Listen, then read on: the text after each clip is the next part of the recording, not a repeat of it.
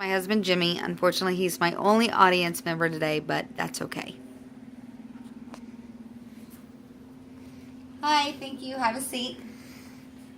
First, I want to say thank you to Chloe Daniels. As you know, she is the president here at Kronos Computech. And today we're going to discuss Japan's business etiquette. Now, the first thing I want to give you some information about is Tokyo is the capital of Japan, and it is located in Eastern Asia. And 99% of the population speak Japanese. Now, hierarchy in Japan, the head of the household is always the man. And now in the business, it's interesting with how they are seated, because the president is generally seated in the middle of the table. They'll be in the middle seat. And then the council will be next to them. And then as you rank down in the status, that's how you are seated. So the low man on the totem pole is going to be the furthest away from what the president is. Now, if you go out to a restaurant to eat, just to give you a couple little tidbits, here in America, we like to clean our plates. If you do that in Japan, you will have your plate refilled. The same for your glass. If you drink everything in your beverage, it will get refilled. So you always want to leave something on your plate, leave something in your glass. And they also do not like tipping. You don't do it. It's an insult to your waiter or your waitress if you try to leave a tip. They feel like you're trying to say that they don't make enough money. So don't do that either. If you go to your host's house to eat, be prepared that the first thing you're going to do is you're going to slip off your shoes and slip onto a pair of slippers. And then you'll wear the slippers the whole time you're in the house. Now, if you need to go to the restroom, you need to know that you're going to be taking off those slippers to put on toilet slippers. And then when you get finished, you're going to go back to the other household slippers to utilize in the house. Now, meeting and greeting in Japan is different than how we are here in America. In America, we're real quick to shake a hand, and we use a firm grasp with our handshakes. In Japan, if they do a handshake, it's a very weak, subtle handshake. In addition to that, there's very minimal to no eye contact. They consider that to be quite rude. They are accustomed to bowing when they meet someone. Now, you'll notice here in this slide I have varying degrees of bowing, and that's because the higher rank you are, the deeper the bow.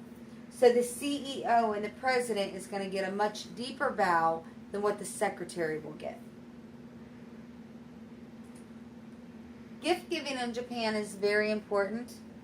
They actually put more emphasis on the wrapping of that gift than what's actually inside that gift. And they also don't just hand them a gift, they present that gift. It's very customary over there that when you meet someone for the first time, you bring them a gift. And if you're in a group of people, you never just bring one person a gift. You bring a gift for everybody. Business cards in Japan are held with the utmost respect. And as you can see here in this slide, it is also presented just like a gift is. It's not flung across the table. It's not handed to them. It's actually bowed. You bow and you present it to them. You also never write on a business card. That is considered an insult. Now, you'll notice here in this slide, this is actually a back and a front of a business card. You would have one side printed in Japanese, and the other side would be printed in American, in English. So when you present that, you want your Japanese side up, and you're going to present it to your individual you're giving it to. Now, business attire for men and women is different. I will say first, if you see a man and he's walking in a black suit and he has a white shirt with a black tie on, he is going to a funeral. That is the only time that they wear black suit with black tie. Now, in this slide here, you'll see that this gentleman is wearing looks like a gray suit, and that is worn in the summertime, and that is the only time that they're allowed to wear a short sleeve shirt as well. Now, in the winter months, they wear either black or a navy suit, They also have their white shirt, and they typically wear a pastel tie. I think it's also important to let you know that they have short hair. They do not have beards at all, and they're not allowed to shave their heads. I thought that was quite interesting. Now with our women, the women wear a longer suit, skirt suit. They're not allowed to wear short skirts at all. Their colors, they're not specific like brown or gray. Theirs is more towards the season. Whatever season it is in, that is what they wear. They're not allowed to wear jewelry of any kind. They're also not allowed to wear high heels. And like I said, they're not allowed to wear any kind of short skirt at all.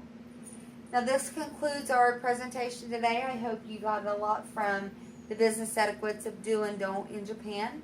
And thank you for coming. And to show you my husband is still here, he hung out with us the whole time. Thank you.